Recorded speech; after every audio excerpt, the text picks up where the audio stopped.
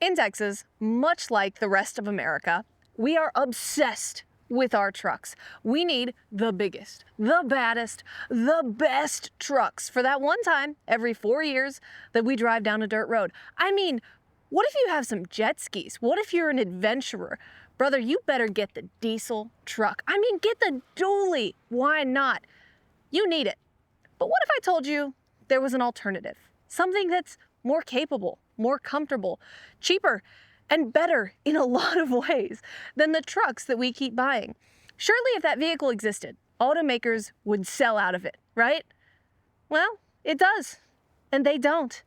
It is the minivan.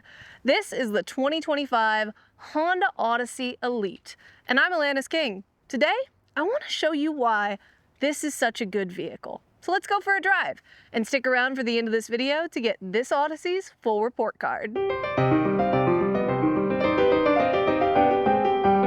Alright, I was exaggerating a little bit about the truck thing, but also, aren't the people who buy brand new trucks and SUVs exaggerating a little bit too? They know, deep down, they need something like this Odyssey minivan, but they don't go for it, and the reason why is deep and cultural.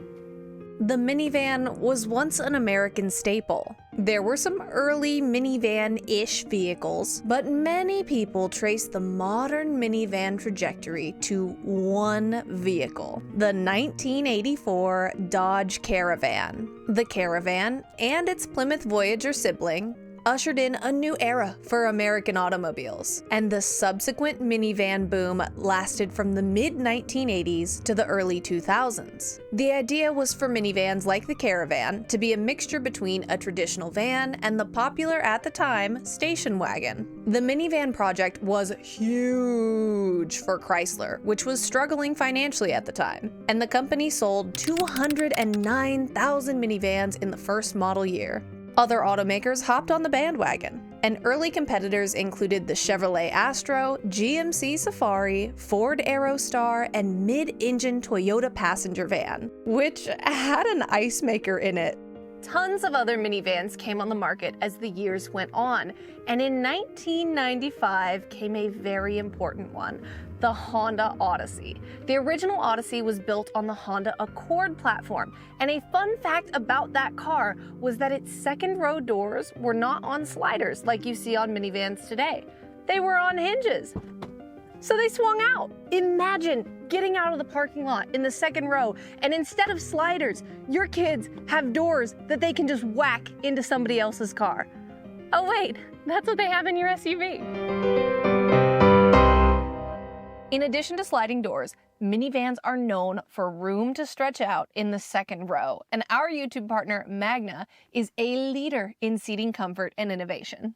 Although it's not on this Odyssey, Magna's ZG Lounger is a multi-configuration seat offering optimal comfort and a floating in space-like experience. The ZG Lounger can transform positions from the standard sitting position to reading to sleeping, leveraging a cushion tilt and leg rest extensions. This zero-G technology aligns with Magna's other seating products, like their swivel mechanism, long rails, and even their magnetic universal seat adapter, which allows passengers to mount and power phones, tablets, and other accessories directly on the backs of the seats in front of them.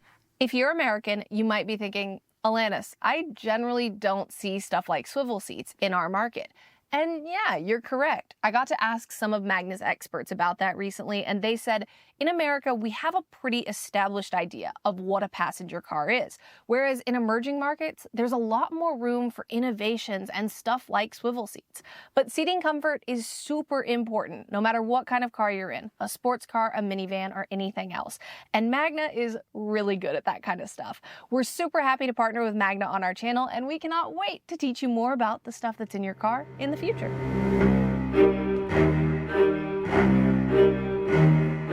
The Honda Odyssey came onto the American market toward the end of the minivan's reign because the harsh reality is life is cyclical. What's popular for one generation becomes embarrassing for the next because people don't want to look or be like their parents. If you wore skinny jeans in high school, your kids are gonna wear wide legs. If you took them to school in a minivan, they're gonna take their kids to school in an SUV. And I think the funny thing is that in an effort to be so unlike the people who came before us, we become exactly like everyone else around us. And then the next generation does the exact same thing to us. The minivan market reached its American peak in 2000, when 1.4 million minivans were sold. Since then, minivans have been on the decline in both sales and model numbers. Automakers jumped on this change, and the market shifted away from small cars and minivans toward crossovers and SUVs. There are now 4 minivans left on the US market, and I'm gonna tell you their sales numbers from 2022. The Chrysler Pacifica, 99,000. Kia Carnival, 20,000. Toyota Sienna, 70,000. And Honda Odyssey, 48,000. That brings our total minivan sales in 2022 to 261,000, which is about a fifth of what US minivan sales were at their peak. Now there is some good news. In 2023's annual sales tallies, Car and Driver reported that Pacifica sales were up 22%, Carnival sales were up 122%, and Odyssey sales were up 57%. The Sienna had a 5% drop. Maybe people are wising up to minivans. Again, we'll see how the 2024 sales year wraps. I took this Odyssey to a wedding the other day, and my longtime friend Stephanie, who is a mom, was like, Alanis, this was the last thing I expected you to drive up in as a loaner car. And I said, dude, I love minivans. And she couldn't wrap her head around it. She thought they were boring and for old moms and stuff like that. And I was like, I get it. There is this stigma around minivans because obviously we don't want to be like the parents who raised us. But minivans are so practical. And if I were some wealthy executive and I wanted a chauffeur car, I would pick a Kia Carnival with second row captain's chairs and lean myself back. I also encourage people, if they have a lot of people to carry around, to get a minivan because they're the right price and they are functional and awesome. And this Odyssey specifically is really cool. So let's talk about it. This 2025 Honda Odyssey has a 3.5-liter V6 engine that makes 280 horsepower and 262 pound-feet of torque. This V6 is called the J35, and it is all over the Honda lineup. And a fun fact is, if you look at a second-generation Odyssey, which began in 1999, you will find inside a very early version of this exact engine. That 280 horsepower goes through a 10-speed automatic transmission to the front wheels. But I mostly want to talk about the J35. The J35 is extremely popular on more than just Hondas because it's a really good candidate for engine swaps. Honda made a ton of them. And also, early transmissions that were mated to the J35, like the early Odyssey transmissions, did not work super well. So you'll find early Odysseys in junkyards with junked out transmissions, but that J35 inside is probably still pretty good. This is the 2025 Honda Odyssey Elite, which is the top trim of the Odyssey. The Odyssey starts at $42,000 American dollars, while the Elite starts at $51,000. And I usually get a full window sticker of the cars I test, but this one didn't have any. And I asked around, but I couldn't find one, so we're just gonna guesstimate the price. The paint color on this car is called Smoke Blue Pearl, which is no charge on the Elite. With fees, this fully loaded minivan is probably somewhere between $52,000 and $55,000 American dollars. That sounds like a lot of money, and it is, but in context, it's kind of a decent deal. The average price of a new car in America is about $50,000 right now. And this car you can get for about $50,000, fully loaded, top trim.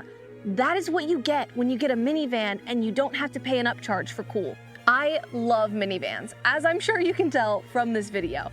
And my favorite one that's currently on the American market is the Kia Carnival, because it has a few things going for it. including the exterior styling, and its other competitors, including the Odyssey, just don't look as modern as they should to me. This Odyssey is from 2025, but to me it looks too much like a 2011 Odyssey and not enough like one that came out this year. I think this car could really benefit from adopting Honda's modern design language, which is more squared off on the front end and less just flat like this. The Japanese market Odyssey is actually like that, and I like it a lot better than the looks of this one. It is now time for everyone's favorite unit of measurement. Not meters, not feet, not light years. How many Atlantises can fit in this Honda Odyssey's trunk? This is gonna be so easy. I love my job on days like this. It's super deep back here. And oh my God, look at this. Holy cow. You could stack, I'm gonna say 3 Atlantises back here, not even with the seats down. Incredible.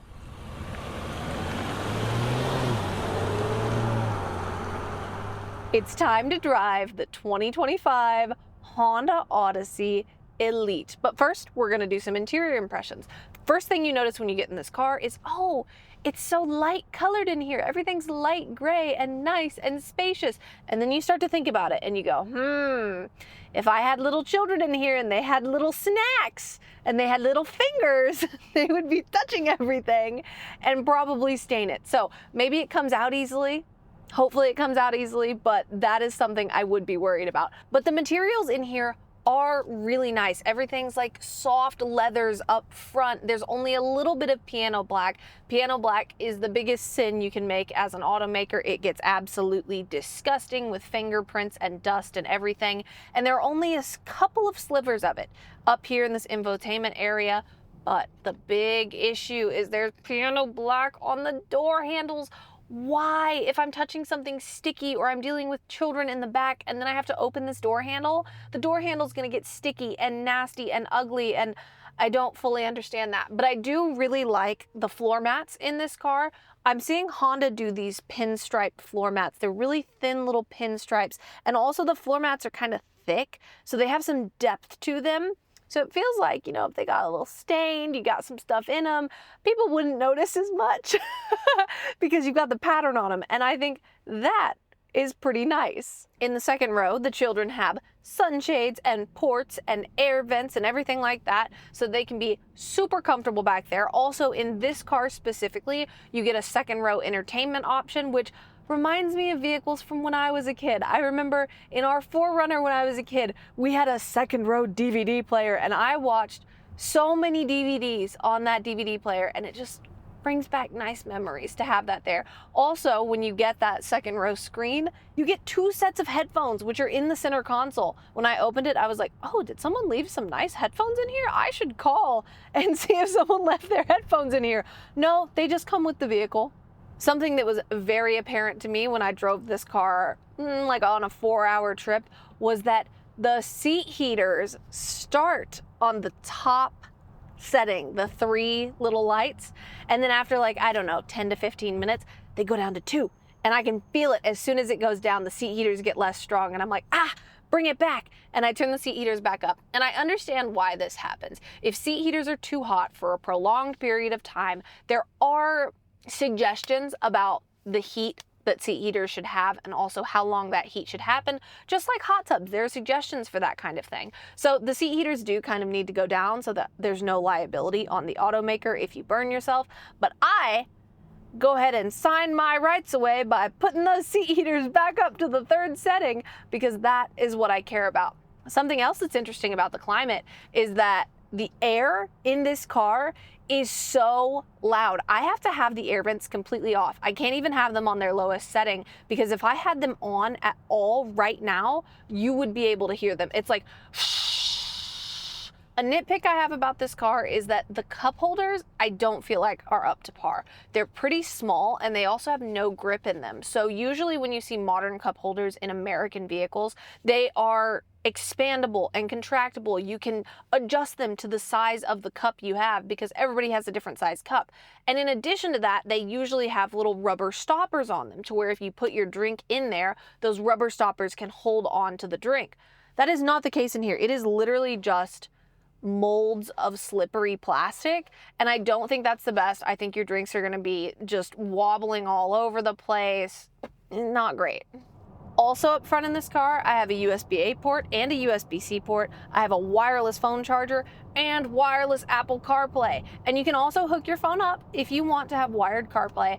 But I love wireless CarPlay because I swap in and out of vehicles all the time. And to me, it's just so much easier to connect wirelessly. A lot of people like wired. So if you like wired, that's available too. Something that surprised me about this Odyssey is that I don't have a rearview mirror camera, so I just have a normal rearview mirror, which is fine because I have a decent amount of visibility in that rearview mirror. It doesn't really affect me at all. But if I had kids back there, their heads would definitely be in the way just looking at it right now. And it doesn't have a 360 camera. My dear friend Yuri from the Straight Pipes, he loves complaining about the lack of the 360 camera in the Honda Odyssey. And I understood his complaints for a long time, right? But I had never experienced them. So when I first posted the photo of the Odyssey, he was like, no 360 camera. That was just what he responded. And I was like, all right, Yuri, I'll see what I think.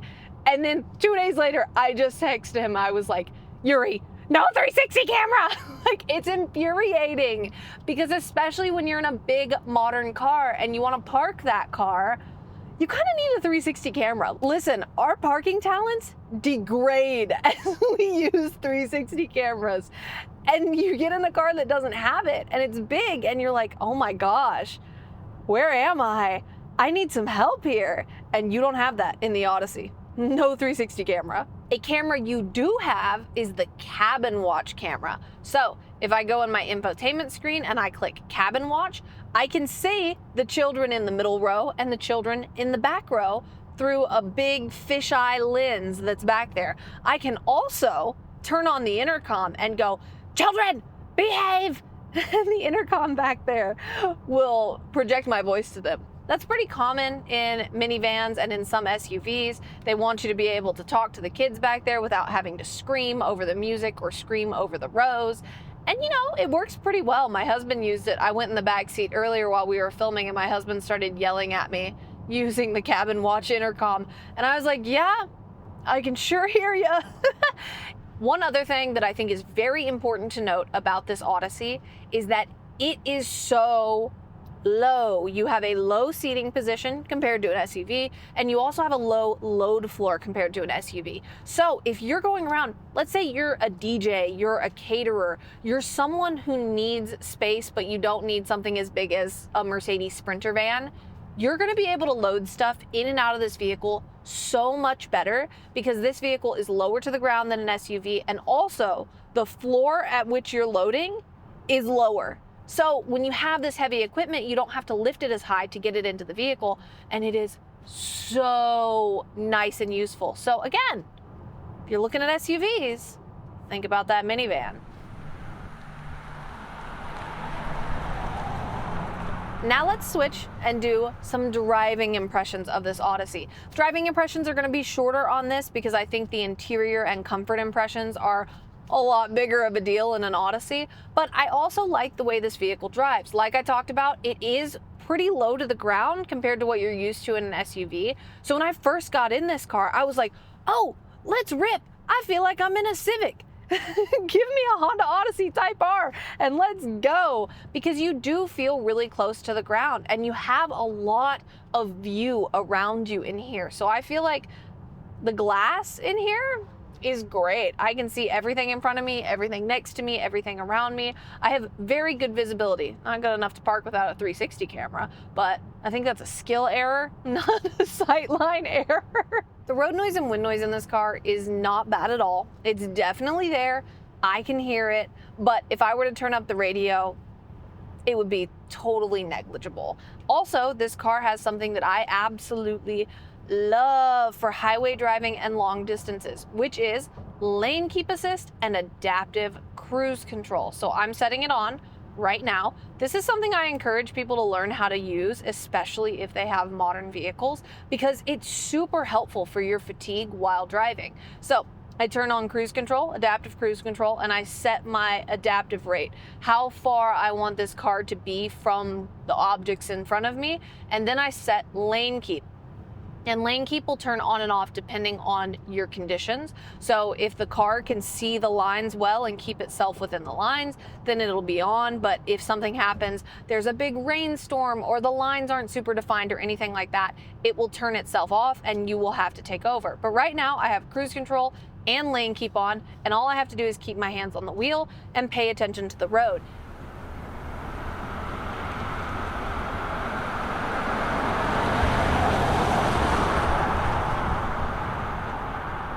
The last things I think we should talk about in this car are the actual actions of driving. Steering, brakes, and gas. So let's hit it.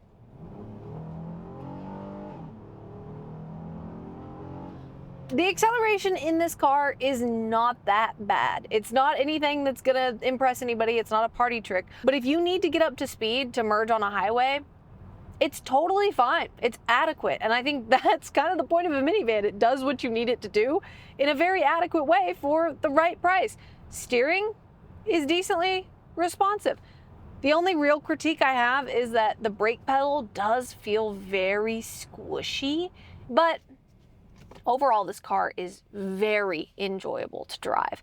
And it's exactly what you want. It has the space, it has the practicality, it has all the technology that you could ask for in a minivan, in something that you take on road trips and you take across town and you take on commutes. If you need to haul people around or haul things around, this is the right car if you want a new car, because you're gonna avoid the upcharge of an SUV and you're gonna get a lot of really good features for a lower price, in addition to having that lower floor where you can easily get stuff in and out of here. I think it's really sad that we went from this era of, oh yes, minivans are very useful and I will buy one of those, to our new era where people just think they're boring. And even though they have a lot of practicality, they don't want to be like their parents were. Even though a lot of those people, my generation, are parents now too. They just don't think that the value a minivan brings outweighs the stigma that comes with it. And that's unfortunate, because if you give a minivan a chance, you'll get it. That's why so many people did in the past.